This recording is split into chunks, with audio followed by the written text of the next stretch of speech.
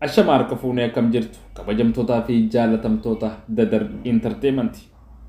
Nagaan keenya kan jaalalaa baddaa fi gammoojjii magaalaa fi baadiyyaa qilleensarra bikka jirtanitti isinaa qaqqabu jechaa namoonni chaayinaala kanaaf miseensa taatan akkuma baratame laayikii fi koomanti sheer godhuu hin dagatinaa jechaa namoonni chaayinaala kanaaf haaree taatan ammoo akka subscribe gootan kabajaan isin gaafanna.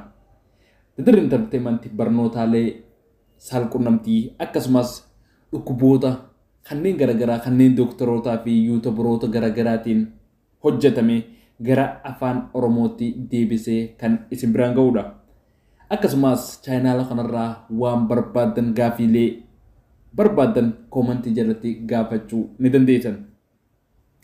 Arragaa kan isinii qabannee dhufnee waan namoota hedduu fi akkasumas jireenya namaa kana keessaa fi bultii namaallee facaasaa fedhii walii guutuu dadhabuudha. Kun bu'uura jireenyaa keessatti yookiin ammoo gaa'ila keessatti waan baay'ee barbaachisaati. Dhiiraas tahee dubartiin yoo fedhiin kun hin guutamne walirraa gammaduu hin danda'an.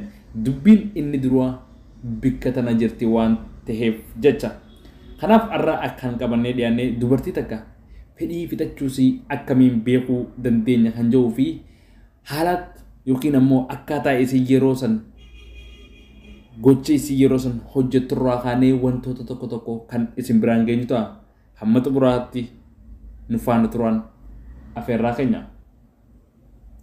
Inni dura gaa yeroo wal qunnamtii saalaa fedhiin ishee bahu yookiin xumurarra geessu dubartiin irra hedduun waan dhiira kana gowwoomsuuf ammoo dubartiin takka takka miirota garagaraa mul'atu ta'uu mala. Kun ammoo dubartoota fedhii dhiiratti yookiin ammoo dhiira sobuudhaaf gootu irratti fedhii fixachuus beekuu hin dandeenyu.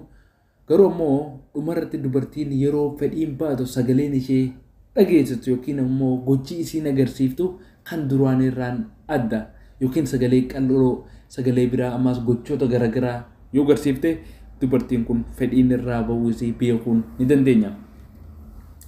Inni biraa hargansuu yookiin dhawannaa onnee jijjiiramuudha. Yeroo raawwatamtu san hargansuun yookiin ammoo dhawannaan onnee kun yoo xiqqaa tahe gara dhumaa yeroo ga'u ammoo dabalaa deema jechuudha. Onneen dabaluu kan duraan irra caalaa jechuudha. Miira garagaraa agarsiisudha. Kanaanillee dhawannaa kanaanillee beekuu ni dandeenya. Inni biraa ammas qaamni baquudha. Dubartiin odoo wal qunnamtii saalaa raawwateen duraa yoorumaa kiis afaan keessa dhungattullee qaamni isii ni jiidhaadha. Owwaas baay'ee waan qabduuf jecha yoo xiqqishattee yoo taate qaamni isii ni jiidha. Garuu ammoo kan yeroo kamirraa yeroo xumurarra geessu akka malee baqee ifee mul'ata. Ijji iseetillee keessa boba'aa jechuudha. Kanaanillee dubartiin tun fedhii fixachuu isii beekuu ni dandeenya. Inni biraa ammas gammadduu taatee mul'achuudha. Miira gammachuutu irraa mul'ata. Yeroo raawwatamtee jirtu san yoonii fi gaawwan sanatti toliin takkaawoo humnaan yoo kan raawwatamtu taatellee garuu yeroo xumuraatti miirri isii gaddaa gara gammachuutti jijjiirama.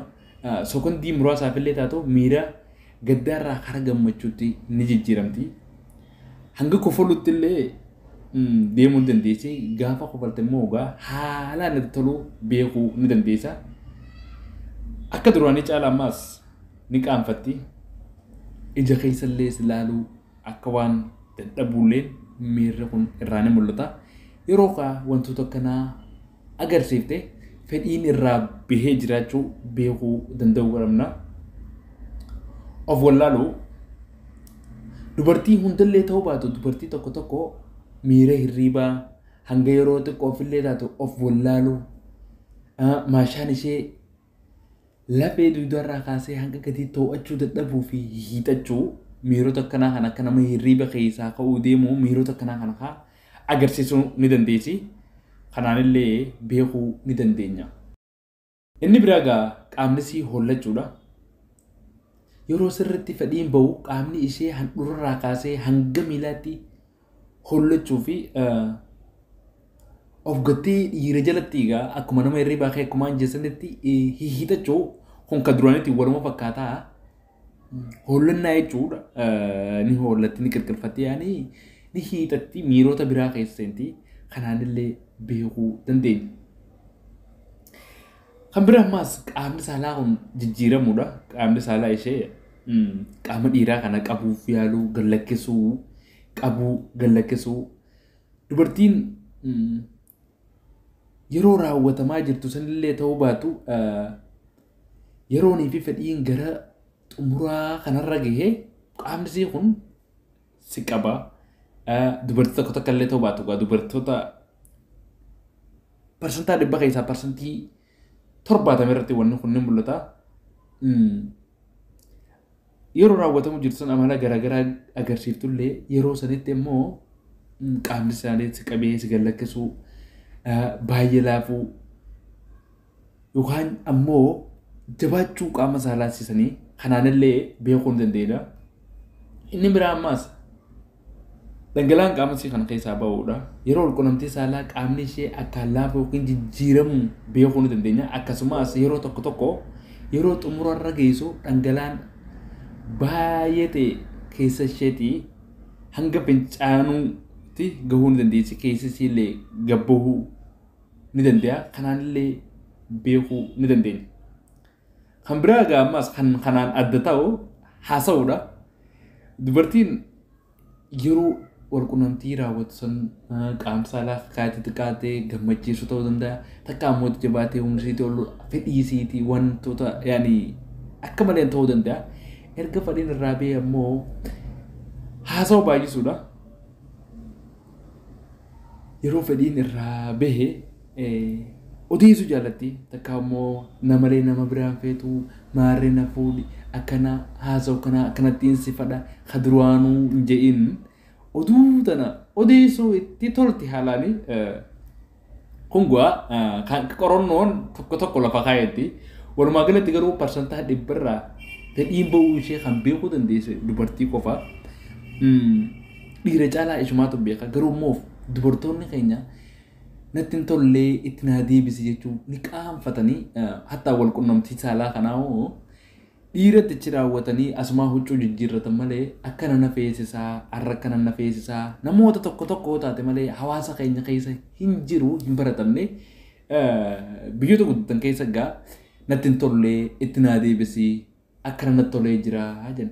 Garuu immoo jaarsaaf jaartiin tokko yoo walitti haasawan akkanatti natti tolee akkana namoonni keenyaaf fakkeenyaaf odoo wajjin walqunnamtii saalaa godhu jiru dubartiin amma yeroo gara dhumaarra geessu kasaa yoo qabuu taate takka ammoo yani walqunnamtii kana garoo natti deemu ta'ee takka itti cinqamu ta'ee sirraan baanee haasoo yoo kanatti jedhee haareetti impooti deebi'aa jechuudha wanti fedhiinsi. Kanaaf dubartii hojii haasa'uu fi hojii kofaltee taphachiisuu akka isiin ibsattullee godhuudha.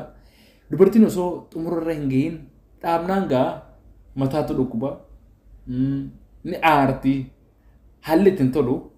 Kanaaf fedhii warra dhiiraatiif fedhii ta'e ari'uu caalaa fedhii isii baasuu irratti haa xiyyeeffannu akka dubartiin narraa gammaddu. Wanni guddaan isii gammachiisuu akkamittiin fedhii isii fichisiisaa akkamittiin kiyya fixaa miti kararratti haa xiyyeeffannu sin jaa. Egaa barnoonni har'aaf qabnu asumarratti raawwata. Namoonni yaadaa fi wantoota tokko tokko qabdan koomantii jalatti nuuf barreessaa. Garuu immoo laayik sheer akka namoota biraatiif illee ga'u laayikii fi sheer godhuu hin dagatinaa.